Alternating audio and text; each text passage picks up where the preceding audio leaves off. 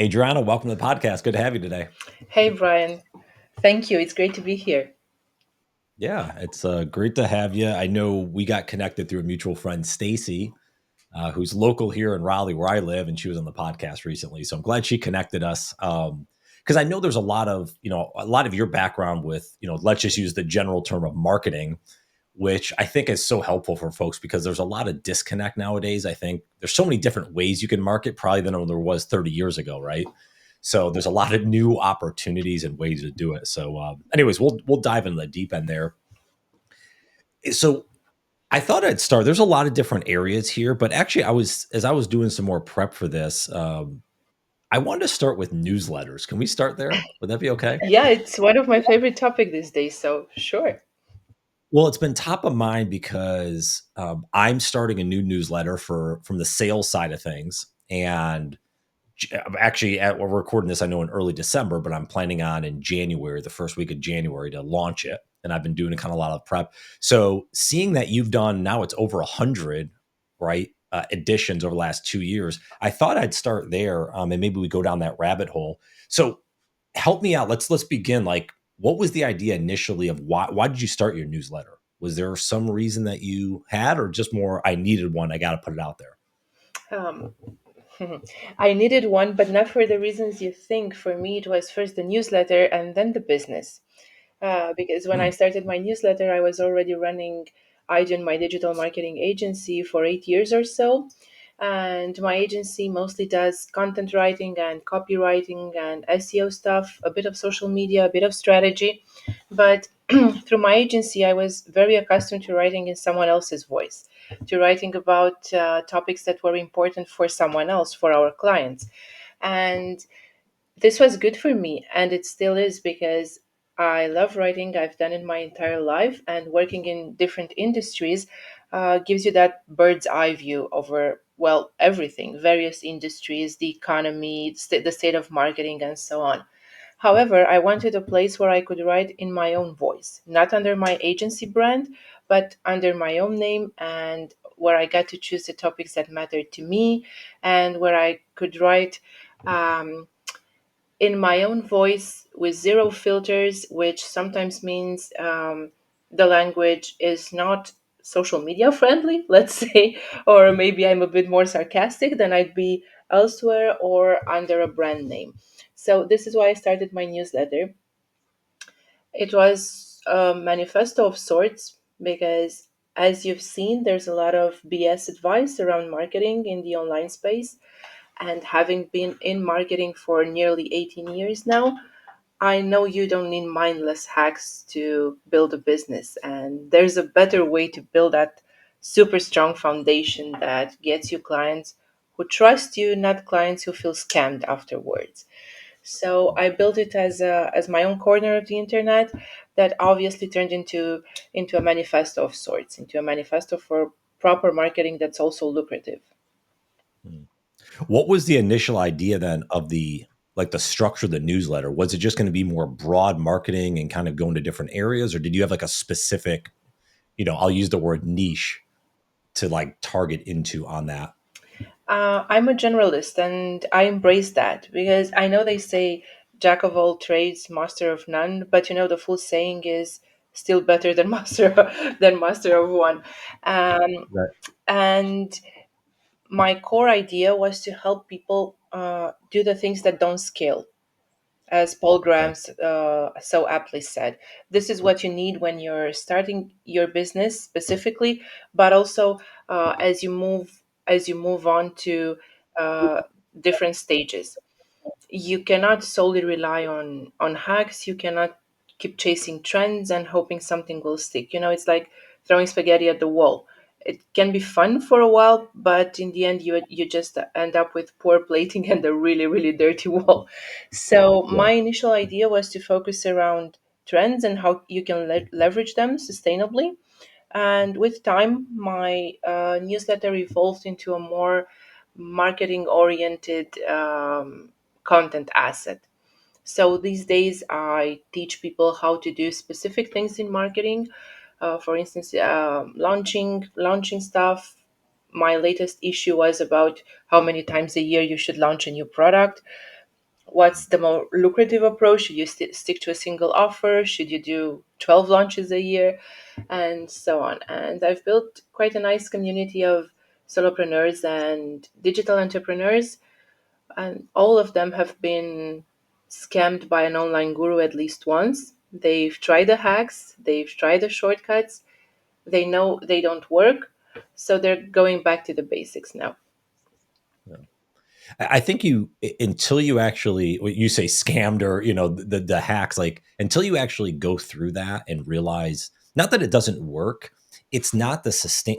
I like the word foundation you use. Like I've noticed this with doing podcasts, 7 years doing this. Like anyone would say, oh yeah, I'm not getting results after like 5 or 10 episodes. Like I've had conversations with people. I'm like, you do 10 episodes. Like, what do you expect? You're not a big celebrity. You're not a big name. Like, you're not going to have all this buzz right away. That might work for some people, but for most people that don't have a quote unquote following, like it takes time.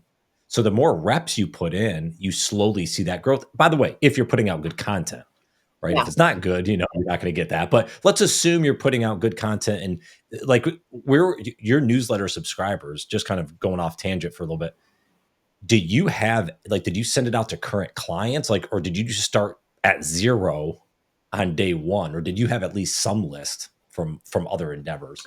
I started at one, which was my email address, just to test things out. And then I added four other people who were agency clients. They gave me testimonials for my new website.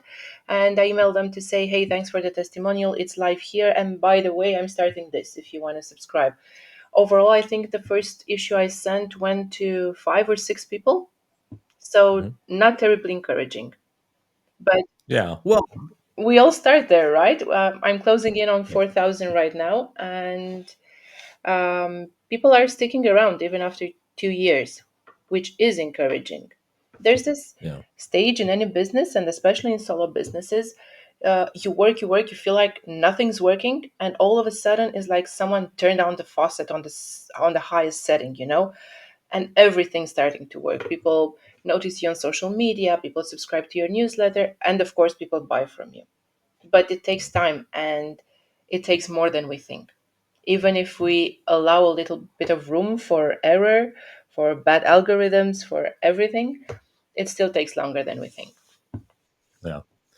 What do you, so let's I want to talk about the newsletter, like the sign up side of things. I'm actually curious. So I'll this is a little self-serving, but I'll do it because I think it's helpful for others. Well, because I'm going through a website redesign right now, and my brother's doing the web development for me, and we kind of had this conversation over Thanksgiving holiday here of what should be the lead offer as people come to my website. So I'm actually curious for you, because when folks go to your website now, and this, who knows if this changes, but as we're recording this, you have the newsletter like front and center for people to sign up to. However, you have these coaching services, these agency services that you do for folks. Is there a conscious effort to say, I'd rather get folks with the newsletter, it's free, get them in my ecosystem? Is there some reason, I guess, you have that as like the lead as people come to your website versus like your services? It's absolutely by design, because I've noticed when I first launched my website, I didn't have my newsletter on the homepage. It had its own dedicated page. It still has it, but I moved it front and center because I noticed that 99% of people who bought something from me were on my email list. Maybe someone bought off a social media post because that's when the trigger happened for them. That's when they were reminded that they needed this, but but they were already on my list. So Okay. this is why I've had clients tell me that, I've met you on social media, but it was your emails that convinced me to buy from you, because this is where I've seen your expertise, I've seen your experience, I understood that you knew stuff and you could help me. Social media is a bit fickle. I'm not even going to go into the whole algorithm debate, but there's something deeper there. Like, you don't have enough room in a social media post to go into nuance. It's like, the podcast we're recording right now versus a TikTok. We can go into Right. a bit more nuance here. We have the time, we have the context. And when people scroll through their feeds, they expect that instant hit of dopamine. If you haven't hooked them, if you haven't said your piece in the first line, you've lost them. Whereas when they open an email or they listen to a podcast, they expect to put in more effort. They expect to be engaged for longer, and they give you a Yeah. second chance. Maybe your subject line sucks this week. It happens to all of us. You know, the muses sometimes go to sleep, but if you build a reputation and you stick to it, people are going to open the email not because of the subject line, but because of the from field. They open Yeah. because of you, not because you baited them. Yeah. Well, and that comes back to that trust. If they, and I think this goes back to if they know what the newsletter is about, so maybe it's a certain topic that resonates with them, and it's coming at a consistent time. Mm, Now it's like, all right, I expect this because there's definitely newsletters like Seth Godin. I know he every morning his blog. definitely. Now, do I have the opportunity to read it every morning? No, but it's coming in. James Clear, I know on Thursdays it's coming into my inbox. Right. Justin Welsh has a Saturday Solopreneur. I'm getting that, and so like when these newsletters are coming. So I think if you can build that consistency, right, Yeah. you would argue, or I guess you would agree, same time each week if it's weekly, or same time at least every day that you're putting it out. Absolutely, and I've had people in Australia tell me that, hey, I don't shut off my laptop until Adriana's email comes, or people who say, hey, Right. I enjoy reading it with my morning coffee because it comes at the exact time I have my coffee. Yeah. Yeah. And I yeah, like it that. matters. Is there, so let's take the last 100 episodes, or editions, 2 years. What are you doing differently now? Like, what have you learned through putting this out every week and kind of maybe hearing from your audience? What are some things that can help others if they're starting a newsletter, if they're thinking about going into that medium? Um, on the promotion side, you can't talk about it enough, and you can't find new ways to promote it enough. One of the biggest mistakes I've made was to think that, hey, by the time I launch this newsletter, I already have some reputation as an agency owner, and I'm going to get my first 1,000 subscribers in the blink of an eye. I was dead wrong. Like, I was super wrong because, okay, people knew me on Twitter. I was mentioned in a couple of big publications, won an award here and there, but people were accustomed to me talking about SEO and content writing. And when I told them, hey, I want to teach you how to think differently about marketing, they were like, nah, who this? I don't want it. I don't know who you are anymore. And so this Right. affected my social media presence, and it gave me almost zero results for my newsletter. So I had to build everything essentially from scratch. Now, of course, this doesn't go if you're a huge celebrity, if everyone knows you. I was not there, so I had to virtually go Right. back to zero. Um, when it comes to the newsletter itself and keeping people engaged, that's a different battle because every newsletter out there has churn, and you have to find the right balance between listening to what your subscribers have to say, what they want you to improve in your newsletter, but also knowing when not to listen to them, because say you only have your first 1,000 subscribers, they won't agree on everything. Some people are Right. going to want different things. Someone's going to want a more actionable newsletter. Others are going to want an essay like newsletter, and so on. So it's up to you to find a way to balance these things out without alienating your core audience. For Mm. me, it was moving from uh, super long, in depth pieces that were closer to essays rather than emails to a bit more actionable pieces. I still have the depth. I have retained that because it's what resonates with my audience. But I started to spell things out. Okay, this is the theory. This is how you can apply it in your business, and these are its limitations. Because when Yeah. you dish out marketing advice, it's very important to tell people that this won't apply to you if no marketing advice applies to everyone. That's Right. impossible. Yeah. Yeah, I'm taking a newsletter creation course now, and one of the things, and it kind of goes to what you were mentioning about the subscribers, it's actually something I hadn't really thought of, but they were very clear on. Like, you want people to unsubscribe, like that's a good thing because it starts weeding out people that aren't the right fit, that aren't the buyers, and that's okay. Because we always think like, oh my, it's one of those things, especially if you have a small list and someone unsubscribes, it's like, your family member leaving or Exactly. something. Like, You take it personally. yeah, But it's not, and it's not just that people aren't the ideal fit, but there's also a much better use case for unsubscribes. It's when people have outgrown you. We all have yeah, our limits, this is how much I can teach you. If you've outgrown mhm, me, then you need to find someone else who can take you further. So some people will outgrow you, and that's a good thing. You taught them everything you had to teach, and now they're ready to move on. Or perhaps they're changing jobs, they're changing email addresses, they're no longer into that business. A lot of things are happening, and this is why unsubscribes aren't the end of the world, unless they mark your emails as spam. You don't want that. okay. How do you? So let's say someone's on your email list. This is something I've never been good at. So I'm curious your opinion here.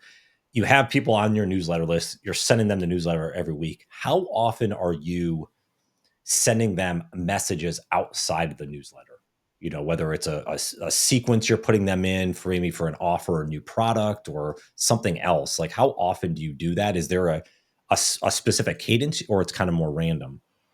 It's both, actually. I have a welcome sequence that I'm super proud of because it starts with a gift. It's something I learned from Caitlin Bourgoin. Mhm. The first email people get from me when they subscribe, when they confirm their email address, is welcome. Can I send you a free gift?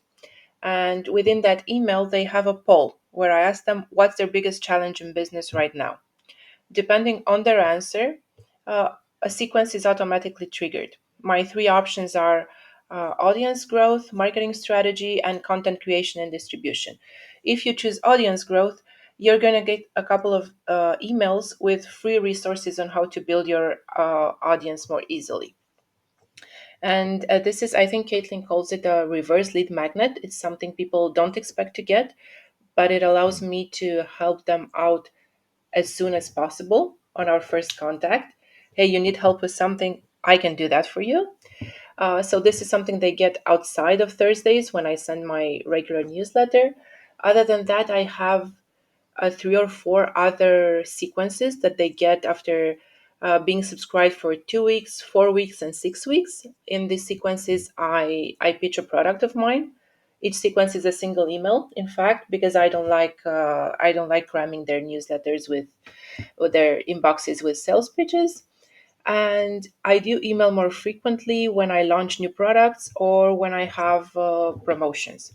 But I make sure I always allow people to unsubscribe from those specific promotions. So I tell them, hey, I'm Ah, going to send you a couple of more emails about this. If you don't want to get them, click here, and you'll just receive the usual Thursday newsletter.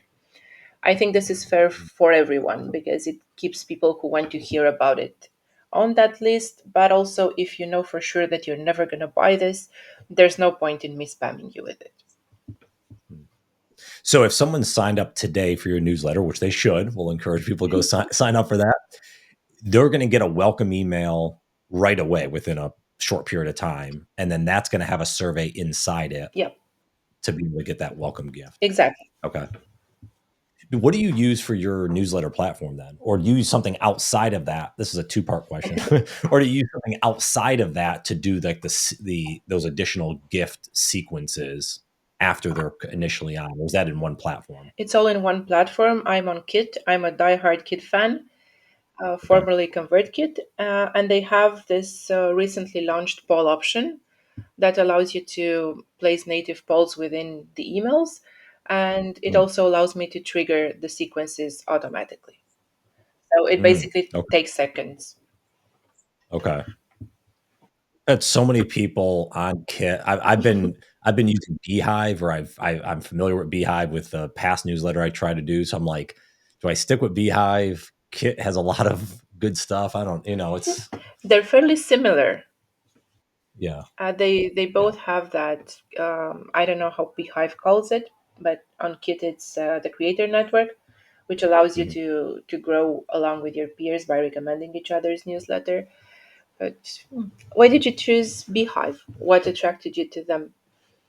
I think initially just I don't know, it's probably something on X. I heard, Tyler that, started it or co-founded it. There was that Morning Brew, which I loved. Mhm. And it's kind of like supporting, like, I've always been kind of the outsider. So like, oh, here's this new up and coming upstart. Like, let's try them. And I thought it was a really clean platform. They've added a ton of features. Now, those have to be up on the paid versions, which I'm not doing. So I don't know, as I launch this new um as I launch the new newsletter here next month, that'll be something I have to decide, is like, do I move to the upgraded model? Do I go to another platform? I don't know. 'Cause that's the thing. I don't know what I'm missing out on yet until I get into these email sequences and the stuff that you're doing, which I think is beneficial. It absolutely is, to kind of have that engine running in the background. One of the things I've learned from my friend Grant, that who does a lot of automation for businesses, is you can't do every step yourself. Like, I think when you start out, we're so used to doing every single step, sending every single email, and it can't be done. No. It's you, you don't have enough time in the day. And it's better for the user, if I promise you a free gift, if you click something on a poll, you expect to get it instantly because most people know these things are automated. But if you Right. wait until I wake up in the morning and check my email and see, hey, 20 people asked for the gift, where do I start? It takes time. It's much better for them to get it within seconds. But of Yeah, course, as always, there's a balance. You can't automate everything either. yeah, that's true. What I guess while we're on the newsletter, which is good, I like going deep into one topic here to start. When on the social side of things, how do you promote the newsletter? Are you like taking chunks of that newsletter and posting it, or is it just doing your normal posts and then having a link to it? Like, how do you get folks knowing about the newsletter from your social posts?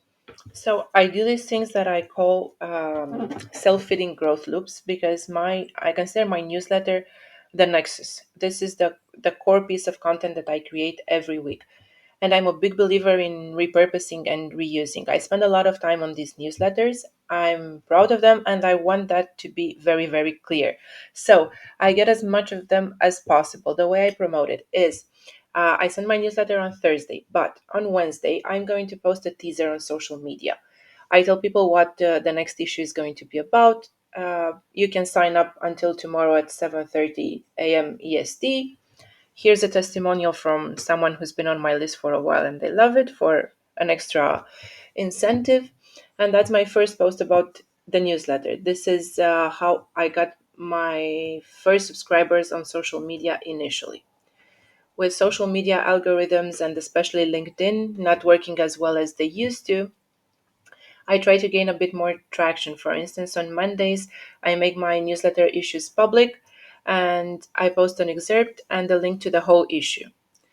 I also repurpose them on Medium because Medium allows for long form content. And I have a couple of CTAs in there too for the people who read the article on Medium. This is the most recent platform that I added to my stack, and it's been going great. And other than that, I think the biggest lever for me, both in terms of quality and quantity, has been partnerships with other newsletter operators.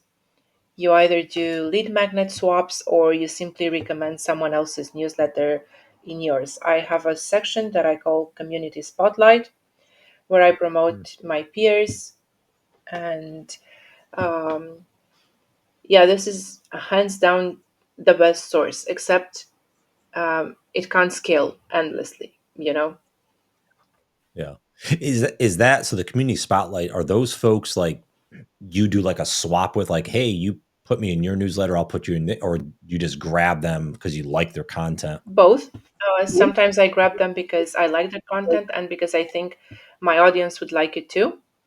But they are also cross promos or people who have reached a certain tier in my referral program. Because if you refer 10 or 15 people, I think, to my newsletter, you get a free feature in an upcoming issue. If someone refers, and how do they do that? What is that, just a reply to your email, or is there like a referral button A in? referral button, also via Kit. Speaking Oh, of okay. paid features, you have You're selling me on here, but yeah, they have this referral program via Sparkloop where you can simply add a footer to your email and people grab their referral link. It works sort of like an affiliate program without the actual money. It's just other types of gifts that you send your referrers. Okay. All right. That's interesting.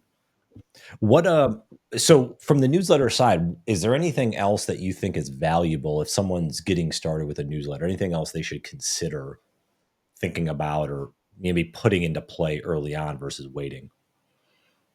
And there's something that's quite obvious, but very few people think about it.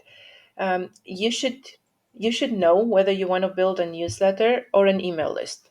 These things are different. So, Mm, do you want to send information to your audience? The frequency doesn't matter. You can do it daily, as Seth Godin does, or weekly, or even monthly. mhm. But if you want to build a newsletter, you need to have valuable information to share, and you need to do it regularly. There's also nothing wrong with building an email list. You just collect the email addresses and you get in touch with people when you have something to sell them. And more seldomly, you also, I don't know, maybe you send them a link to a useful blog or a useful podcast. But the core is the selling and having direct contact to people. But Yeah. before launching, you should be very clear on the difference between the two because they work differently. And if you change the rules of the game mid game, people are going to unsubscribe because they subscribe for something else. Okay. I see. Is there is there one that you would? I mean, I think because you do a newsletter, you probably encourage to build a newsletter. But If you like writing, if you don't like writing, you can still do an email list. I mean, um, you should work on what works for you, right? Um, if you're a good speaker, you should do a podcast. If you're a good writer, you should do a newsletter. If you don't like writing, I still suggest having an email list because it gives you unmitigated access to your audience, unlike social media. But just call it an email list. Tell people that they're going to be there to find out about your product launches, your discounts, and so on. yeah, and I think there's even an opportunity. Like I've never done this, and it's something like I know Tim Ferriss does, which I appreciate. But like with the podcast as an example, I could have set up a quote unquote newsletter or email list, and every time the podcast launches, send it out to that list, and even do like a recap of the episode. Like, hey, I talked to Adriana. Here's the three key points that we had. If you want to listen to the full episode. Now, I've never done that, but even just thinking out of the box, like you just mentioned, you could do a podcast, but then also have that as a part of a pseudo newsletter Exactly. where people are getting that consistently on a week. So there's some creativity. You have options. It's just a matter of what you decide is best for you. You could also use AI to transcribe it and publish it as a newsletter, as a written newsletter, or as a blog Mhm. post. This would also help you with SEO. Yeah. I told you I'm big on repurposing. If you have a if you have a core asset, you should publish it everywhere. Yeah. What are you seeing? So let's kind of transition. We'll take a side rail here. Obviously, that's part of content creation there, the newsletter. But going into 2025, like what are you seeing as because you talked about these tactics that people are like, stay away from. So you could either take the angle of stay away from these three or four tactics, or these are the three or four that you should really be doubling down on. You can take the positive or negative. I'll let you choose the pathway or both. Your call. I don't think there's any tactic you should necessarily stay away from unless it's completely unethical or scammy. For instance, don't sell people products that you know are bad. Don't do that. I mean, that goes in any industry. Other than that, you can try a lot of things. There are a lot of opportunities, even if we're just talking about digital marketing. There's also analog marketing, but people seem to have forgotten about it. Um, what I see moving forward, especially for people like us who have solo businesses, is the standards for content are growing and they're growing exponentially. I'm sure you've seen people advise you or tell you that it's never been easier to get started. And they're right, but that doesn't mean anything anymore because anyone can open a social media account and just start dishing out advice, whether it's good or bad. This doesn't mean anything anymore. It's the messy middle that separates the successful solopreneurs from the people who are going to quit within 3 months to 3 years.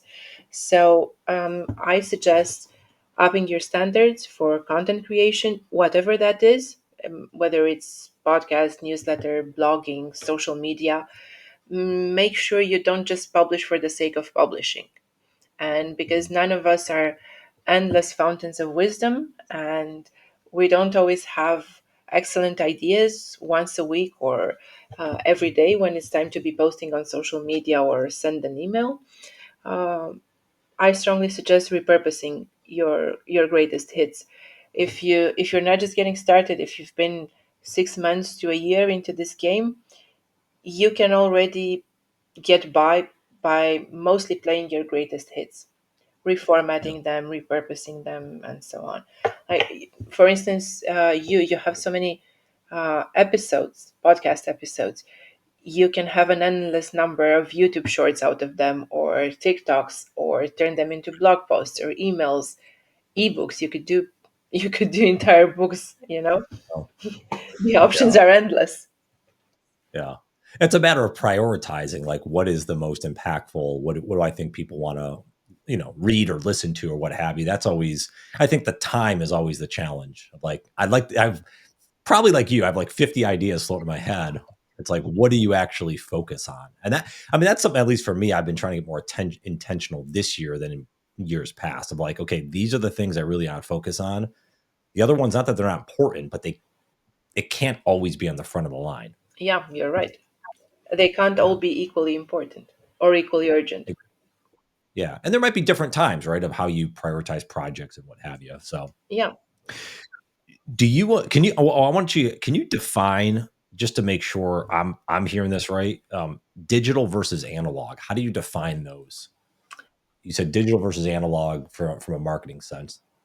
I was mostly talking about old school marketing, the one we rarely Okay. talk about these days. So, sending flyers, doing actual magazines, hard copies, doing in Okay. person events, and so on. This is something I'm seeing in the creator slash newsletter solopreneur space. um, People have kind of feel kind of drained by webinars and online communities and online everything. And if there's an in-person event close by, they'll jump at the Yeah. occasion to meet other people in person. And I noticed this myself when people I know from LinkedIn or from another social media platform are in my city. I'm going to jump at the chance to grab lunch with them or even just a coffee, because it just hits different to meet people in person. So there's a sort of resurgence of um, analog marketing, of course, with the support of online marketing, because if you do an in person conference, you are going to promote it online, of course. Right. But people want to see other people in real life, and if they want to buy your book, they might just prefer the hardcover copy, not the Kindle version. Yeah, that's fair. I just thought about this. You're talking about like the survey you were doing with the newsletter. Do you collect any other data? Like because the location thing's actually interesting that you brought it up. If you got 4,000 subscribers and you know where most of them live, like just even the country or city or something, you don't have to have their address. That seems like a nice piece of data to have. But do you collect any of that, or have you thought of collecting any pieces of data?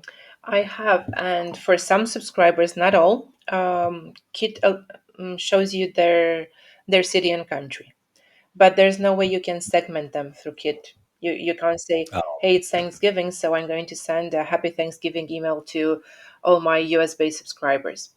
What I did, because I launched sponsorships for my newsletter recently, I sent okay. out a survey and I asked people about their location. I don't plan to target them based on their location. I just wanted to know where most of my audience was. Is that for the spot to like have the right sponsor then you're thinking, Yes, or to have okay, something to be that's able, first and foremost relevant to my audience, because I don't want partners that offer services and products my audience is not interested in, but also yeah, for the sponsor, because it's one of the first questions that they're going to ask you: where's your audience based, for the most yeah. part, because of course What did you find? What did you find out? Oh, I found out that I think 70% of my audience is, no, 56% is based in US and Canada, and 33% is based in Europe. Hmm. Were you surprised by that? No, absolutely not. Okay. I was expecting a bigger prevalence of Asian subscribers, but they only Hmm. polled at roughly 5%. Hmm. Okay. Yeah, I mean, I guess I'm curious why that is. I guess you would think maybe the U.S. and or Canada, like there's just more folks online. It seems like there's maybe more the LinkedIn population or what have you. So I don't know if that's part of it. Maybe that's wrong, but And the language too. You're going to, like, yeah. true, that's true. You're going to. Have you ever thought about doing it in another language? Yes, I speak six languages, not all of them this proficiently. I thought about it. I thought about having one for the Romanian market where I'm based, but right now I have neither the time nor the bandwidth to do it. And I know most people who are in my target audience, they speak English, so it's easier for me to target people from all over the world in a single language. Yeah, gotcha. So let's go back to I want to really kind of hone in on this kind of content strategy because this is that time of year folks are, the as you go into the new year or early part of a new year, you're thinking about, okay, how should I strategize? Now, we argue you should be always thinking about this, right, as part of your plan. But what are some ways that folks should consider managing a content strategy or content creation for their business? Anything specific that they should, again, different than maybe 5 years ago, anything specific they should be thinking about? And they should always start with goals. This goes for any tactic that you have in your marketing strategy. This is something I work on with my consulting clients, because everyone wants to post on social media, but if you ask them, why did you post this specific thing, how does it help you, very few have an Mhm. answer. So before you publish any type of content, think about your goal. What's your goal with that piece? What is it supposed to do for you? You won't always have the same goal. For instance, maybe you want to sell something, so you do a sales post or a sales email. Maybe you want to grow your audience, so you're going to have something that's educational, groundbreaking in some way, or a contrarian take. Because if you have a contrarian take or something that's a bit scandalous, your audience is going to grow exponentially out of that post. Um, think about what you want to do. Another thing that that content does very well, if you strategize it that way, is to position you as an authority, as a credible authority in your field. So how do you do that? What kind of content should you be publishing? Should you be speaking about your experience and expertise? Should you be showcasing a client story? Should you be telling Mhm. people that you helped 10,000 of your clients to do something to get this outcome? Whatever you post should have a business related goal behind it, because otherwise you're going to have a very mixed bag of confusing stuff. It's going to be confusing for you. You won't know what to track, you won't know what to double down on, and it's going to be confusing for your audience if you're all over the place. If I look in my space, this is one of the biggest challenges, staying focused. What's your goal Right. here? What should you be talking about? Because it's very tempting. It's an election year. It's an election year all over the world. So it's very tempting to discuss politics online. But can you do it in a way that's beneficial to your brand? Or do you just want to rant about the candidates? Yeah.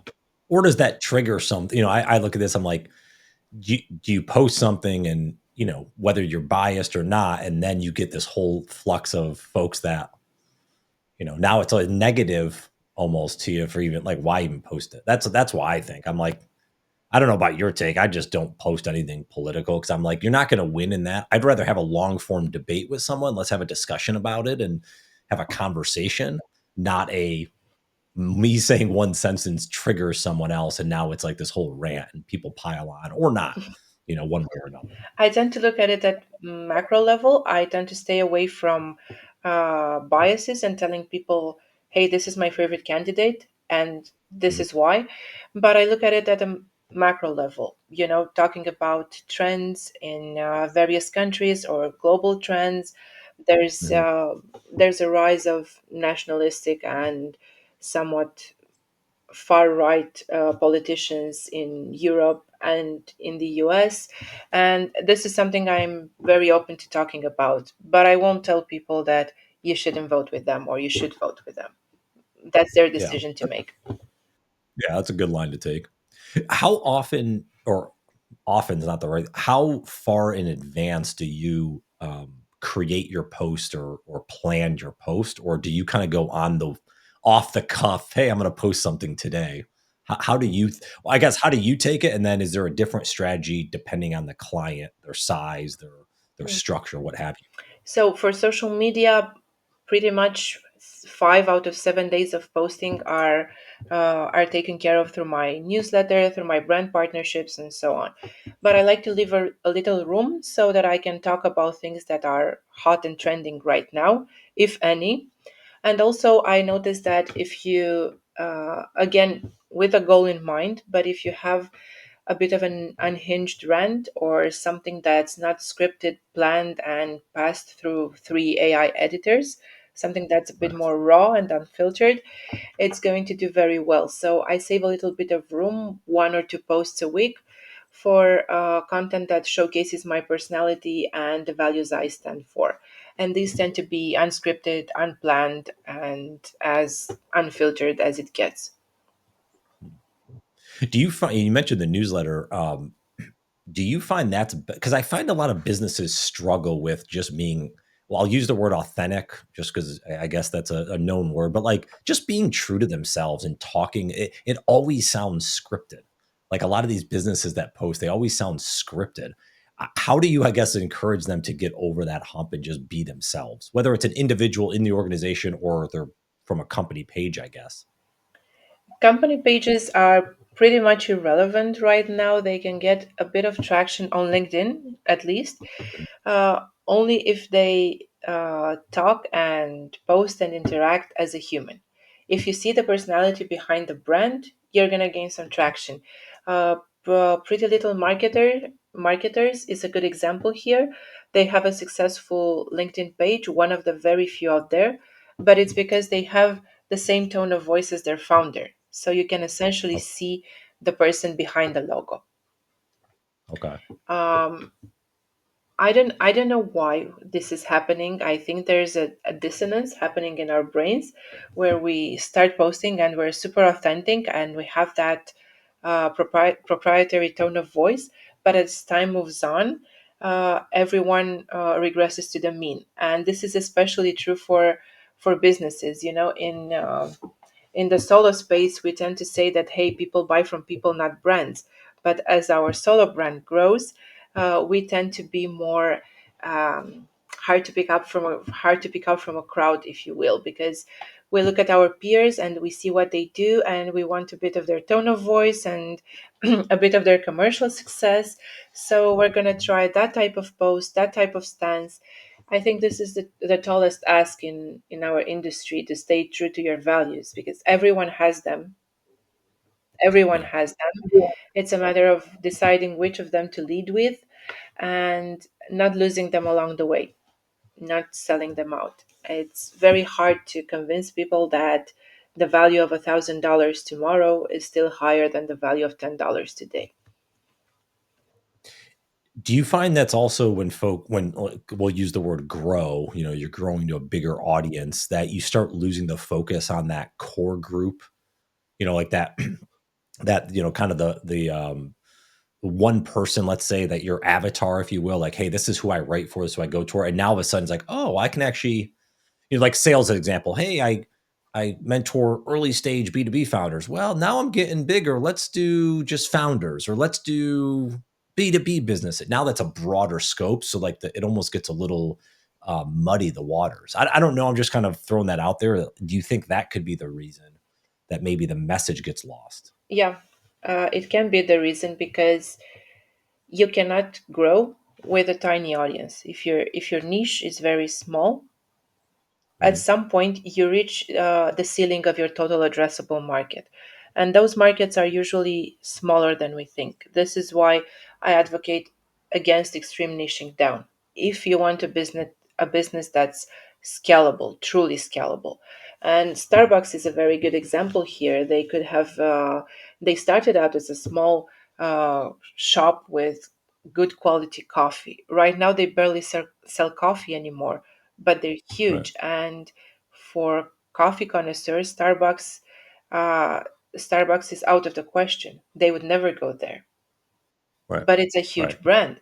So you have to make a choice. Do you want to keep selling single origin coffee to a few select people that understand it, or do you want to sell beverages that have a hint of coffee to them, to a large group of the population? Mm. Well, and that's I mean, that's a good point because that's kind of the cycle I think of just commerce in general.